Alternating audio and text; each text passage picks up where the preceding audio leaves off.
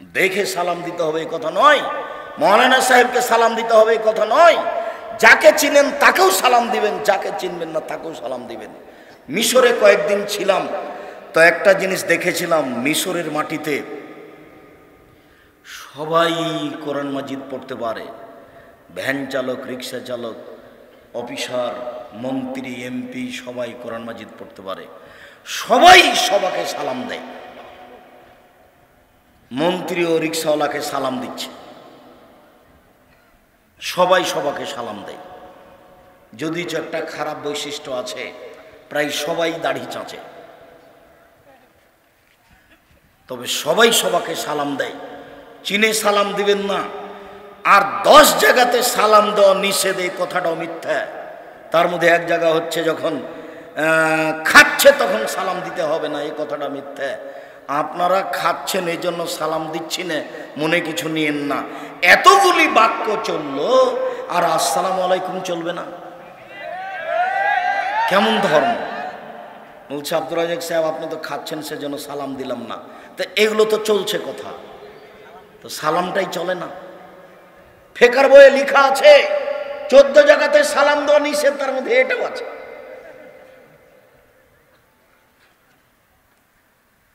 পাবনা যাচ্ছি তো এক লোক অজু করছে, আমি সালাম দিয়েছি, তা আমাকে বলছে অজু করার সময়তে সালাম দেওয়া যায় না। তো আমি বলছি যে কোথায় আছে? আছে। কোথায় আছে? আছে। তারপর অনেক কথা, আল্লাহ মাফ করো, অজু করার সময়তে সালাম দেওয়া যায় না, এ কোন কথা? রাসূল সাল্লাল্লাহু আলাইহি ওয়াসাল্লাম বলছেন যাকে চিনো তাকেও সালাম দিবা, যাকে চিনো না তাকেও সালাম দিবা।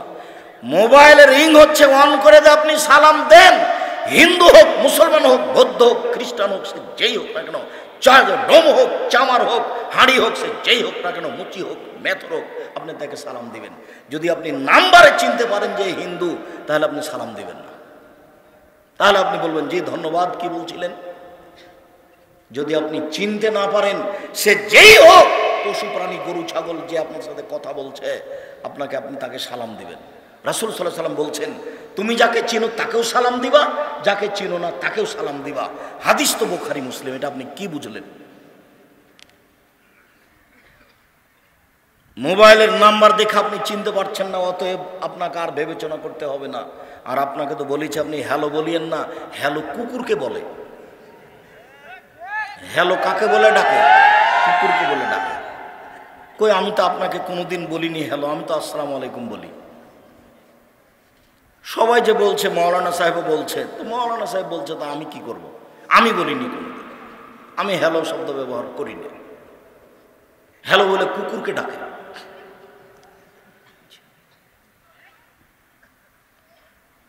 আপনি যদি অন করেন তাহলে এটা দিয়ে করবেন।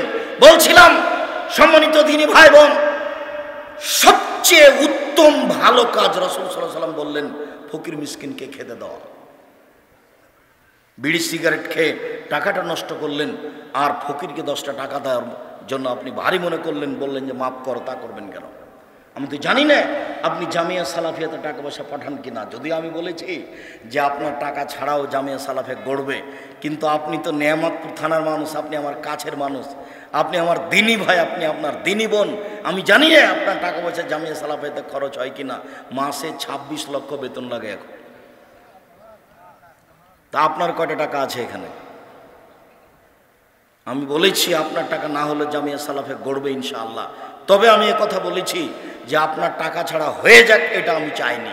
পতিতালয়ের মহিলা যদি কুকুরকে পানি পান করে জান্নাত পেতে পারে, পতিতালয়ের মহিলা যদি কুকুরকে পানি পান করে জান্নাত পেতে পারে, তাহলে জামিয়া সালাফিয়া 10টা টাকা দান করে জান্নাত হবে ইনশাআল্লাহ। আপনাকে আমি জামিয়া সালাফের মুখপত্র পত্রিকা মাসিক আল ইতিসাম পত্রিকা পড়তে বলেছি। 10 জন মুফতি আছে, একাধিক জন লোক আছে, কর্মচারী আছে, লক্ষ লক্ষ টাকা তার পিছনে খরচ হয়, আর আপনি 20, 25, 30 টাকা খরচ করেন না। কৃপণতা আমাকে দেখিয়ে আপনি মনে করিয়েন না যে আব্দুর রাজ্জাক সাহেবকে ঠগিয়ে দিয়েছি, এটা আপনি মনে করিয়েন না। আমি জীবন বাজি রেখে প্রাণপণে চেষ্টা চালিয়ে যাচ্ছি সঠিক ধর্ম জাতির সামনে পেশ করা, মুখে কলমে মিডিয়ায়। আপনি মূল্যায়ন না করলে আমার কিছু করার নেই। আপনাকে আমি বলেছি কোরআন মাজিদের গায়ে ভাবে লেখা আছে আপনাকে আমি বলেছি বইয়ের নাম মুকসিদুল মুমিনিন, তার একটা হেডলাইন আছে যে অবিবাহিত ছেলে মেয়ের পড়া নিষেধ, যে দেখে সেই পড়ে, যে দেখে সেই পড়ে। তার মানে হেডলাইনটাই মিথ্যে, হেডলাইনই ঠিক হয়নি।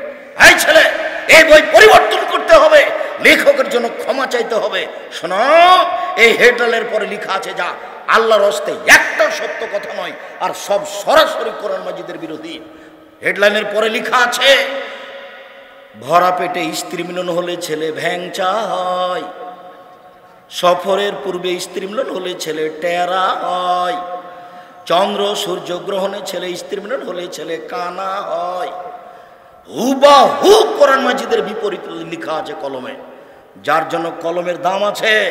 মাসিকা লিতেশাম পত্রিকাকে আপনাকে মূল্যায়ন করতে হবে। বলছিলাম, যখন ইব্রাহিম আলাইহিস সালামের সাক্ষাৎ হয়ে গেল বাপের সাথে, আজরের সাথে, ইব্রাহিম আলাইহিস সালাম বলেন, আব্বা আপনাকে আমি বলেছিলাম আপনি আমার নাফরমানি করিয়েন না। তখন তার বাপ বলবে, বেটা আজ তুমি যা বলবে তাই মেনে নিব। তখন ইব্রাহিম আলাইহিস সালাম বলবেন, আজ আমি জান্নাতে যাব, আমার বাপ জাহান্নামে যাবে, এর চেয়ে বড় অপমান কি হতে পারে? তখন আল্লাহ উত্তরে বলবেন, ইব্রাহিম শুনুন, আপনার পিতা আমার নবী ইব্রাহিমকে মানেনি।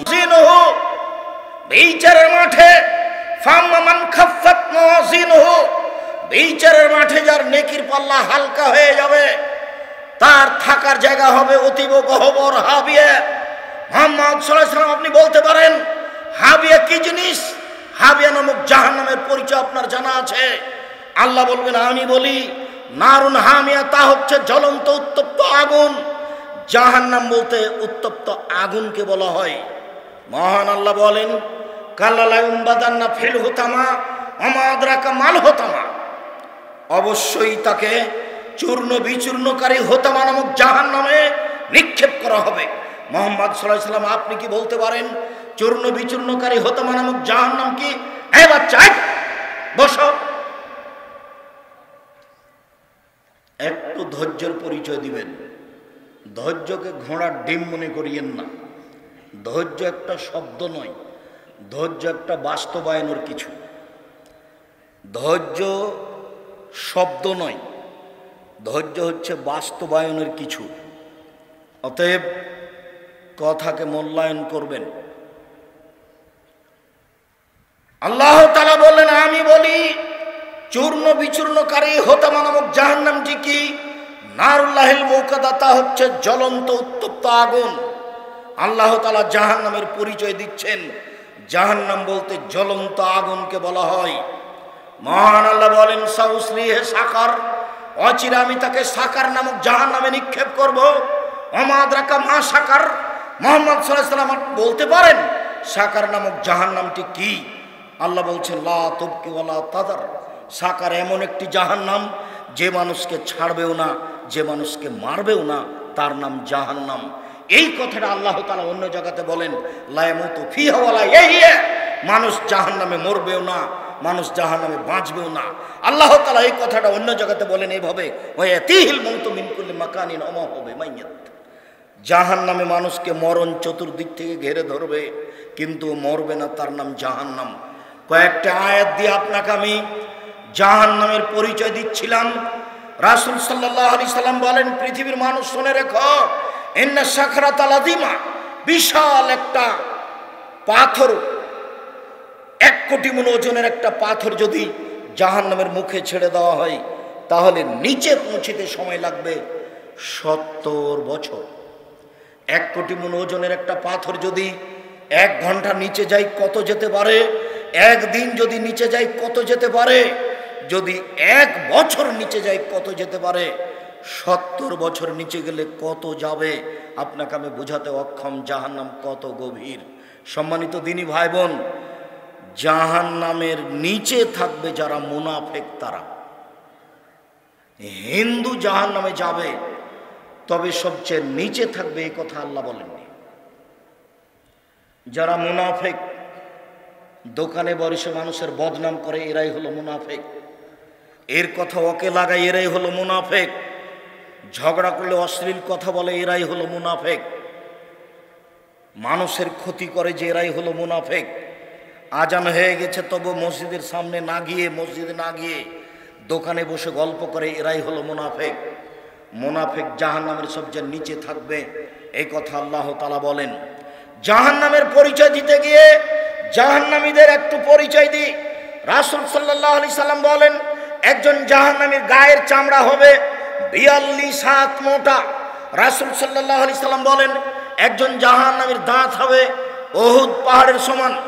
উহুদ পাহাড় 4 কিলোমিটার প্রশস্ত, 8 কিলোমিটার লম্বা। নিচে কত আছে তা মানুষ জানে না।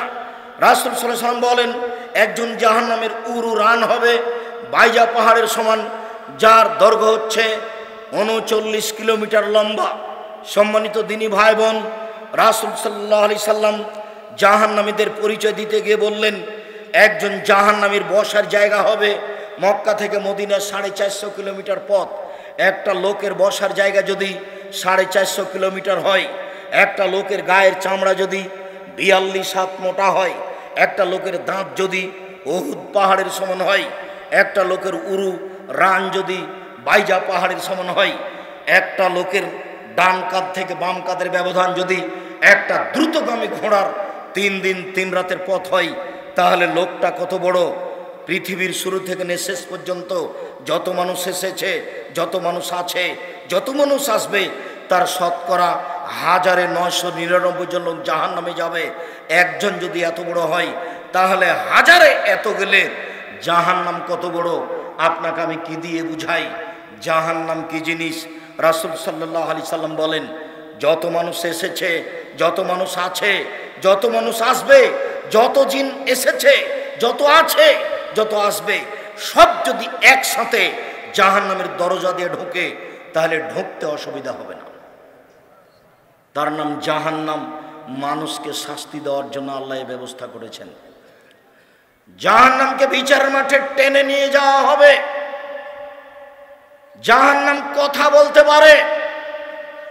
যখন জাহান্নামে মানুষকে নিক্ষেপ করা হবে, যতবার নিক্ষেপ করা হবে ততবার জাহান্নাম বলবে, আর কি কিছু আছে, আর কি কিছু আছে। তখন আল্লাহ তাআলা তার পাকে জাহান্নামে ঢুকিয়ে দিবেন। তখন জাহান্নাম এনজাবি বাজলা বাজিন, তার কিছু অংশের মধ্যে লেগে একেবারে আঁটোসাঁটো হয়ে যাবে। আঁটোসাঁটো হয়ে গিয়ে জাহান্নাম বলবে, কাত কাত কাত, যথেষ্ট যথেষ্ট যথেষ্ট। তাহলে জাহান্নাম কথা বলতে পারে। এ দেখেন জাহান্নাম কথা বলছে। ফাস্তাকাতিন নারাইলা রাব্বিহা, জাহান্নাম তার প্রতিপালকের কাছে অভিযোগ করলো। অভিযোগ করে বলল, ইয়াকুল বাজি বাজান, আল্লাহ আমার কিছু অংশকে ধরে খায়। এইদিকের আগুন ঝাপটা মেরে এইদিকের আগুনকে ধরে খায়, এইদিকের আগুন ঝাপটা মেরে এইদিকের আগুনকে ধরে খায়। তার মানে আল্লাহ তুমি আমার ভেতরের শাস্তিকে একটু হালকা করবা কি? ফাওয়াজান আল্লাহ বেনাফসাইন, তখন 2টা শ্বাসের অনুমতি দিয়ে তার ভিতরের শাস্তি হালকা করা হলো। আল্লাহ বললেন, ঠিক আছে জাহান্নাম, আমি তোমার কথা মেনে নিলাম। তুমি একবার শ্বাস ছাড়বে ঠান্ডা এলাকা থেকে, তাহলে পৃথিবী 6 মাস ঠান্ডা থাকবে। তুমি একবার শ্বাস ছাড়বে গরম এলাকা থেকে, তাহলে পৃথিবী 6 মাস গরম থাকবে। অন্যথায় তুমি একবার শ্বাস ছাড়বে, তাহলে পৃথিবী 6 মাস গরম থাকবে। আর একবার শ্বাস গ্রহণ করবে, তাহলে পৃথিবী 6 মাস ঠান্ডা থাকবে। এর নাম জাহান্নাম। আপনি হালকা মনে করিয়েন না। কবর যত কঠিন, কিয়ামত তার চেয়ে অনেক বেশি কঠিন। কিয়ামত যত কঠিন, জাহান্নাম তার চেয়ে অনেক অনেক অনেক বেশি কঠিন। জাহান্নামের খড়ি হবে মানুষ ও পাথর। জাহান্নামে কোনো কয়লা থাকবে না, জাহান্নামে কোনো খড়ি থাকবে না।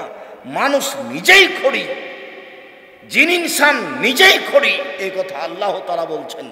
সম্মানিত দিনী ভাই বোন, জাহান্নামীদেরকে পিছন দিকে হাত বেঁধে নিয়ে যাওয়া হবে। আল্লাহ তাআলা বলেন, খুজুহু ফাগুল্লুহু সুমাল জাহিমা সাল্লুহু, এদের ধরো, এদের শিকলবন্দি করো, এদের টেনে হেঁচড়ে জাহান্নামে নিয়ে যাও। তাহলে কি বিচারের মাঠে পালিয়ে যাবে? কেন তাদের হাত বাঁধা হবে? অপমান করার জন্য তাদেরকে হাত বাঁধা হবে। গায়েবান্ধা পলাশবাড়ি মুজিবুর বিএসসি বলেছিলেন, জনাব আমি এমনিতেই জেলে চলে যাব, আমার যেন হাত কড়া না দেওয়া হয়। তার মানে হাতে হাত কড়া দিলে এটা একটা অপমানের ব্যাপার। ইন্দিরা গান্ধীর হাতে হাত কড়া দেওয়া থাকবে, সেদিন কেউ ঠেকাতে পারবে না। ফেরাউনের হাতে হাত কড়া দেওয়া থাকবে। যত লোক পাপী দাঙ্গাবাজি, স্বেচ্ছাচারী, স্বৈরাচারী, দাম্ভিক, অহংকারী, মানুষকে অপমান করে, জেল হাজতে দেয় জোর করে, এদের সবার হাত পিছন দিকে বাঁধা থাকবে। কোনো মায়ের বেটা সেখানে দাঁড়াতে পারবে না কথা বলার মতো। পৃথিবীর কোনো মানুষ পারবে না, ফেরেশতা পারবে না, জিন পারবে না। যখন বিচার শুরু হবে তখন আল্লাহ তাআলা বলবেন, আল ইয়াউমা লা তামলিকু নাফসুন লিনাফসিন শাইআ ওয়াল আমরু ইয়াওমাইযিন লিল্লাহ। আজ কোনো মানুষ কোনো মানুষের কোনো উপকার করতে পারবে না, একচ্ছত্র মালিকানা আল্লাহর হাতে থাকবে। সেই সময় আল্লাহ বলবেন, আইনাল জাব্বার আইনাল মুতাকাব্বির। স্বৈরাচারী, স্বেচ্ছাচারী, অহংকারী, বদমেজের কোথায়? আনা মালিকুল আমলাক, আমি হচ্ছি রাজাধিরাজ। সেদিন মানুষ বুঝতে পারবে বিচার কাকে বলে। সেদিন আসার আগে আপনি প্রস্তুতি নেন। সম্মানিত দিনী ভাই বোন, মানুষের তো বিচার হবে হবেই, পশু প্রাণীরও বিচার হবে। মানুষের তো বিচার হবে হবেই, পশু প্রাণীরও বিচার হবে। পশু প্রাণীর বিচার কি? একটা শিংওয়ালা ছাগল যদি একটা অশিংওয়ালা ছাগলকে গুতা মেরে থাকে, তাহলে আল্লাহ অশিংওয়ালা ছাগলকে শিং দিয়ে বলবেন যে তুমি গুতা মেরে পরিশোধ করে নাও, বা শেষ, তারপরে তারা মিটে যাবে। কিন্তু মানুষের এরকম হবে না। মানুষ দিয়ে জাহান্নামকে পূর্ণ করা হবে, মানুষ দিয়ে জান্নাতকে পূর্ণ করা হবে। বাকি যেটুকু থেকে যাবে আল্লাহ তাআলা পা ঢুকিয়ে দিয়ে পূর্ণ করবে জাহান্নামকে। আর জান্নাত যেটুকু বাকি থেকে যাবে সেটুকু আল্লাহ আবার মানুষ সৃষ্টি করে জান্নাত পূর্ণ করবেন। সম্মানিত দিনী ভাই বোন, জাহান্নামের উল্লেখযোগ্য শাস্তি হচ্ছে আগুন, জাহান্নামের উল্লেখযোগ্য শাস্তি হচ্ছে জাক্কুম গাছ, জাহান্নামের উল্লেখযোগ্য শাস্তি হচ্ছে সাপ, জাহান্নামের উল্লেখযোগ্য শাস্তি হচ্ছে বিচ্ছু, জাহান্নামের উল্লেখযোগ্য শাস্তি হচ্ছে হাতুড়, হাম্বল এ দিয়ে পিটানো হবে। জাহান্নাম থেকে বাঁচার জন্য চেষ্টা করুন। এই ছেলে,